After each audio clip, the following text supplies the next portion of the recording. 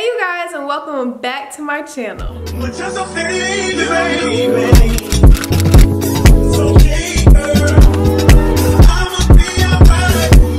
I wanted to film a girl chat video. I feel like I talk to you guys in my videos, obviously, but we haven't had a little sit down chat lately. I asked on my Instagram for you guys to give me topics or questions for this video. I went ahead, poured myself a glass of wine because this is just gonna be for the girls, you know? But fellas, you're welcome to watch as well. I asked you guys to give me topics and questions on my Instagram, so let's go ahead and dive into them. You guys asked me a lot, so we're just gonna get right into it. Someone said, what's advice that you'll give to someone who's just starting YouTube and content creating? I don't even know if I'm like super qualified to give this response. Honestly, in my opinion, my advice would just be to just start. Like, it doesn't have to be perfect. Nobody is micro watching what you're doing and little mistakes you make. Just make your content and put it out there because you never know what people are going to like, to be honest. And what they like may surprise you. Someone said, how would you get a man that you broke up with years ago back? Oh, that's a good question. I don't have experience in this field. I guess the first step that I would say is it even worth getting them back? Like, who they were years ago, they might not be that same person. You're not that same person. I don't know like the specific circumstances of y'all's breakup, but is it basically worth bringing all of those feelings back and whatever hurt was created by whoever? Are you guys ready to encounter that? I guess you just have to show them the version of you that you are now and see if they're willing to be with you still. I honestly don't know. I've never had a situation where I wanted to get back with someone I used to be with, to be honest, because what's in the past, baby's in the past. If y'all hear panting, it's Nova because she's in the heat and she's just super anxious right now.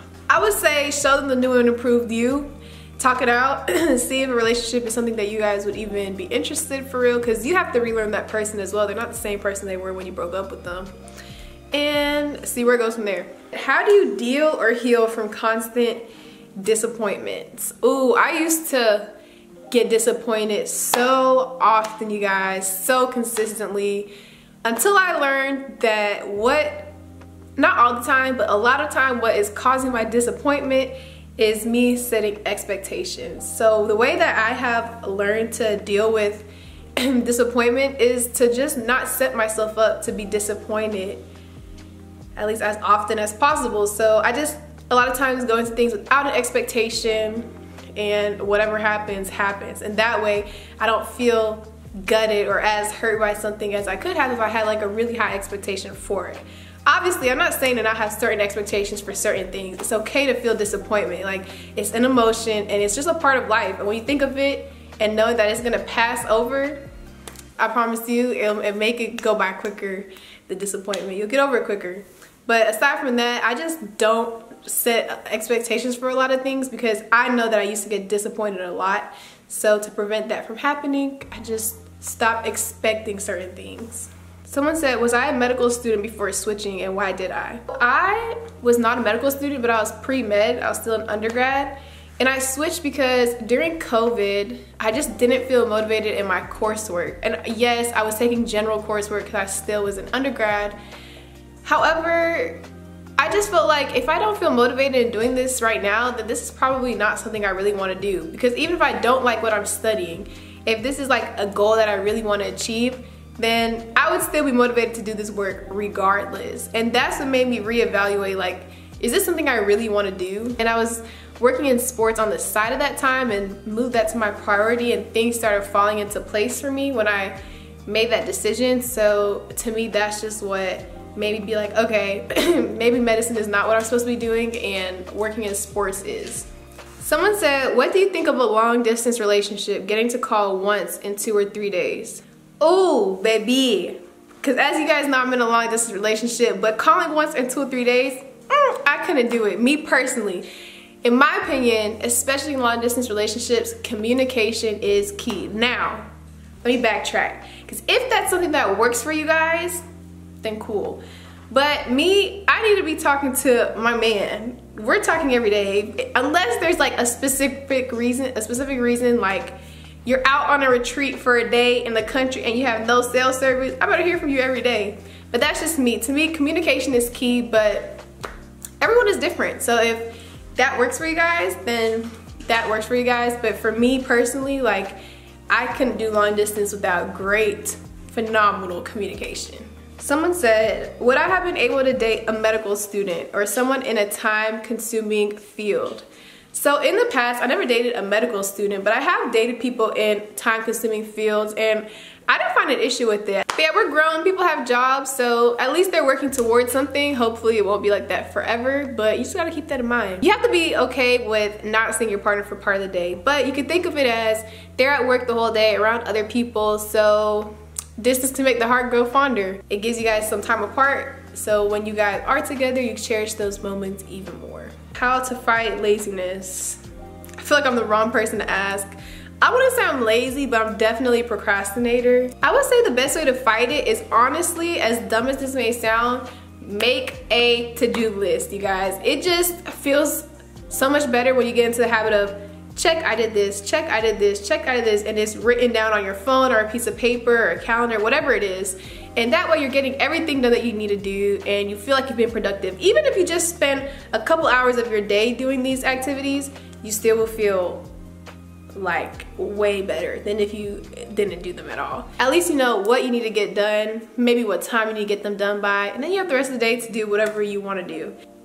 I need advice. I'm 23 and I never had a man because I'm big on dating my type. My friends say I might be single forever if I keep on waiting for my type. Handsome, 6 feet. What's your advice? My advice is don't limit yourself to your type. You might find the best person in a group or a demographic that you've never dated in. Yes, your guy can be handsome and guy can be 6 foot, but also, like, one, are those the most important traits to you, like, in a person? Is what you have to think for yourself, because at the end of the day, your man being 6 foot isn't gonna determine if he's gonna be a good boyfriend, he's gonna be a good husband, if he's gonna be a good father. I don't know, I think as you get older, you start realizing that those type of characteristics, or the characteristics that make a person them and not just their physical traits, is what's more important.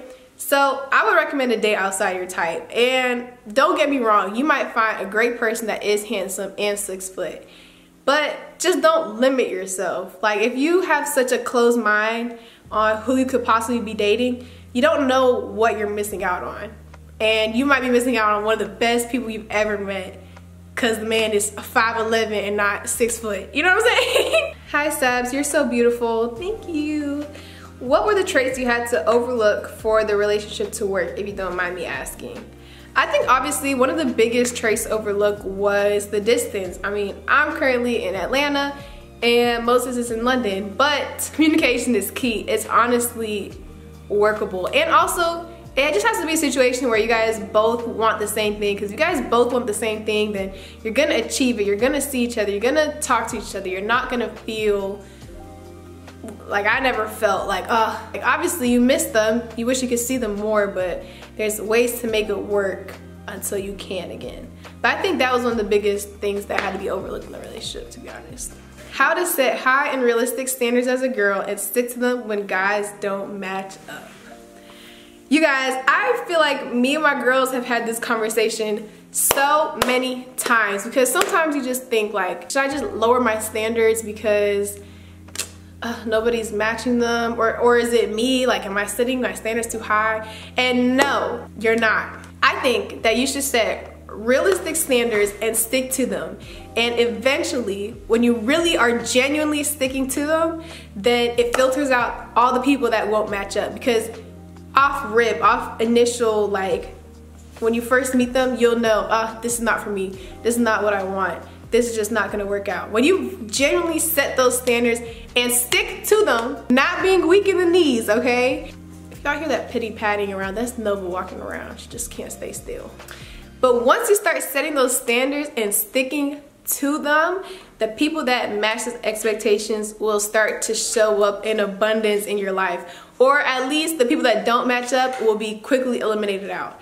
But you also have to take that responsibility and stick to those standards, because that's when you're going to really meet the people that will reach it and don't think that it's an unrealistic standard or expectation. Someone said, what did you find fascinating about Lagos or Nigeria as a whole? I really like the culture. Like, obviously I'm Ethiopian and we have our own culture that I love, but West African culture is different than East African culture, and I don't even know the right words to describe it because it's like the same things but a different version, and I just loved experiencing like the different version, like the music. I like trying the foods, even though they were too spicy for me, I know, but I still like trying it. But I think the people were super nice, super funny.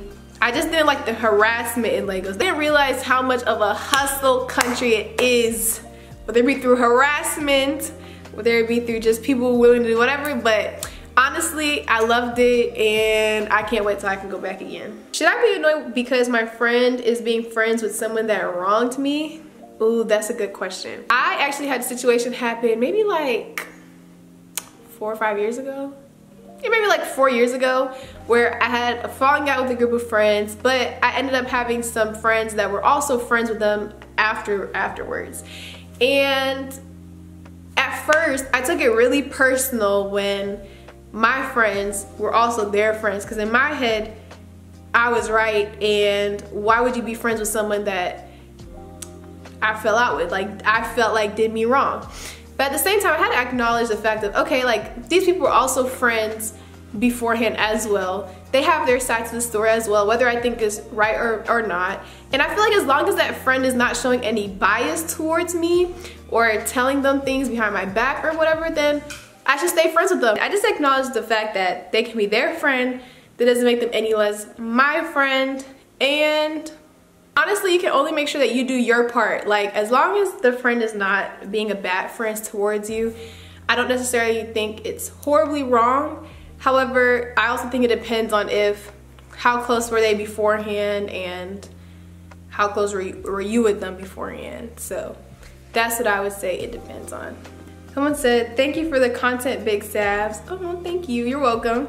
How do you balance work, personal affairs, and family? Me personally, I just am in a blessed position where I can work remotely for the most part, so I can honestly be anywhere and still be able to do my job. So that's how I'm able to balance it. I think it would be very hard for me to go back to like a regular job where I would have to go in person for long hours a day.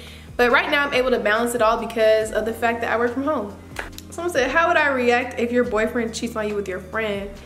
Oh, I mean, obviously they would both be over with, but one, I don't consider a lot of people friends, so my friends would never do that. And two, I wouldn't date somebody that would even think that's okay. Like, that thought would even cross their mind. That's crazy. Someone said, please, will you go back to Nigeria again? Yes, hopefully in May, I will be going, cross my fingers. Someone said, would I want to relocate to Nigeria for 2024? I'm sorry, but no. I think I said in another video, I wouldn't even think about moving to Africa until I have a lot of passive income coming from like other businesses or whatever I have going on in the States.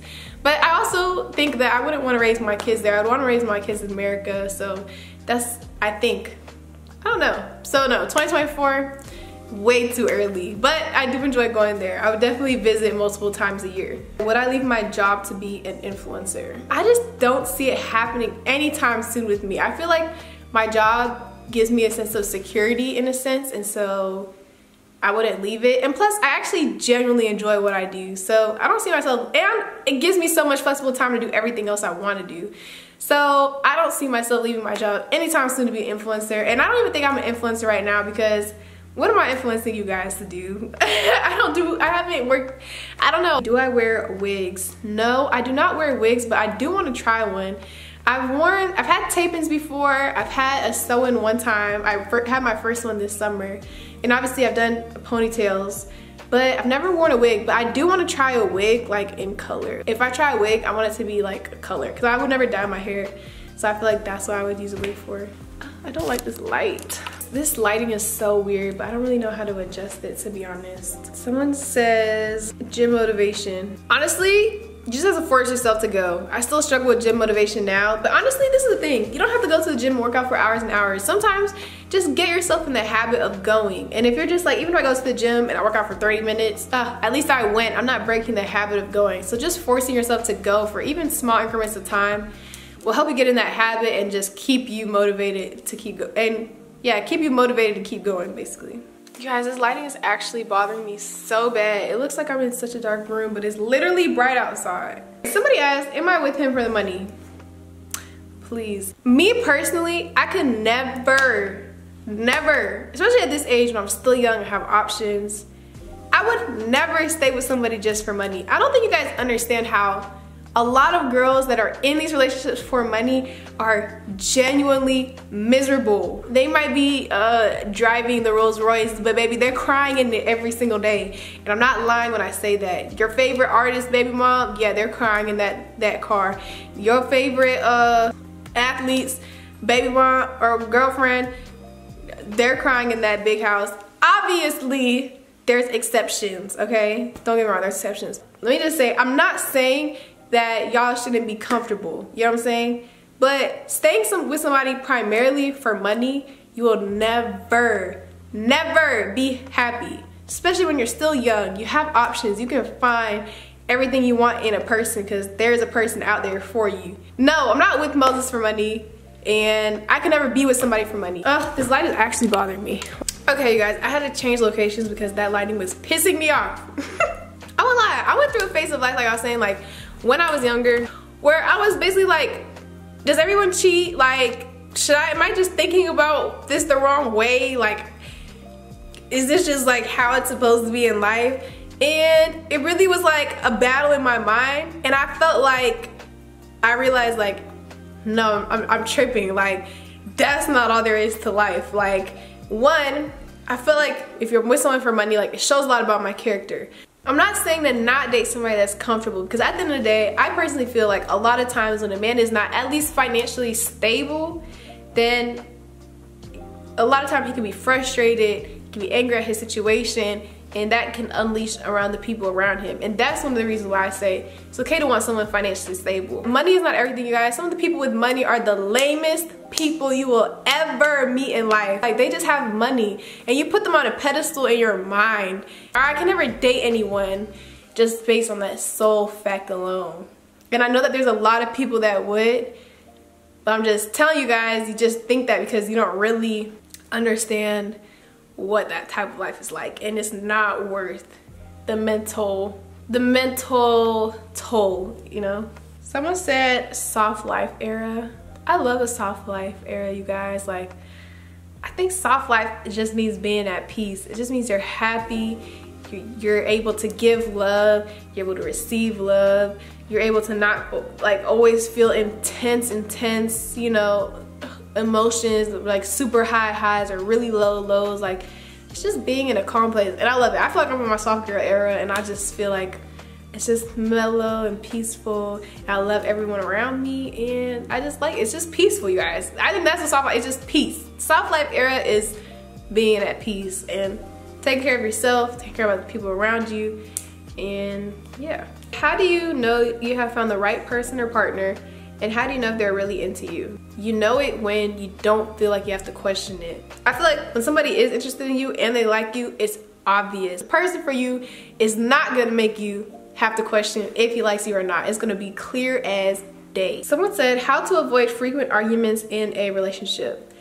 In all honesty, I think one of the best ways to avoid arguments in a relationship is to realize that not everything is an argument. Some things can be a discussion. It doesn't necessarily mean it's an argument.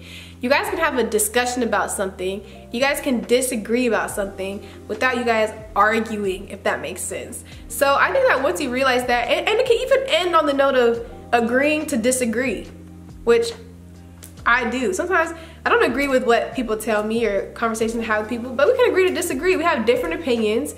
We're not gonna force each other right now to change each other's mind. So we'll just agree to disagree, but it doesn't have to be an argument, yelling, screaming, and fighting. Like, no. Just realize that you can have a discussion about something and have two different opinions on it without it being an argument. Someone's asked, should I proceed to date a guy who thinks the talking stage is a waste of time? I met him online 3 weeks ago, met in person, but we've never been on a date. He wants to meet up, but doesn't want to actively plan dates. I don't even know if this is going to answer this properly.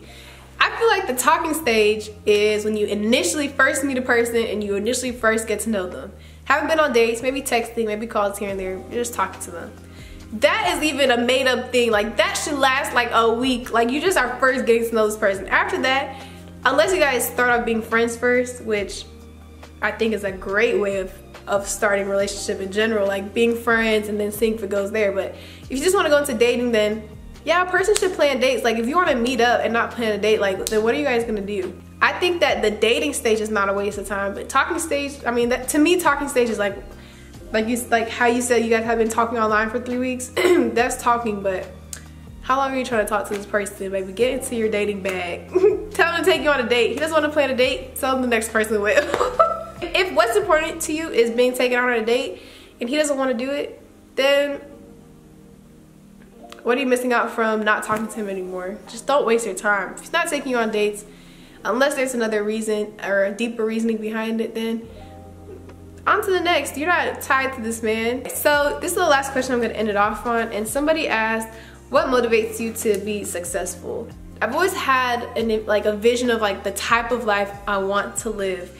And I just know that I have the potential to do anything I want to do to the greatest ability. My only issue is, I think some people, and if you're like a high achieving person, you can understand, you feel like you could be so good at anything that you get put in a situation where, oh, I don't even know where to start. I don't even know what to do. Everything I thought I wanted to do, I don't know if I want to do. If that makes sense. I don't even know if that makes sense. Hopefully it resonates with some of you guys, but I think that that's where I am right now, where I'm figuring out what it is that I really want to commit to and, you know, put my 100% all in, like what career path I want to go down. I just want to be able to do everything that I want to do. And that's what motivates me to be successful. I don't want to feel like I can't do something because of money.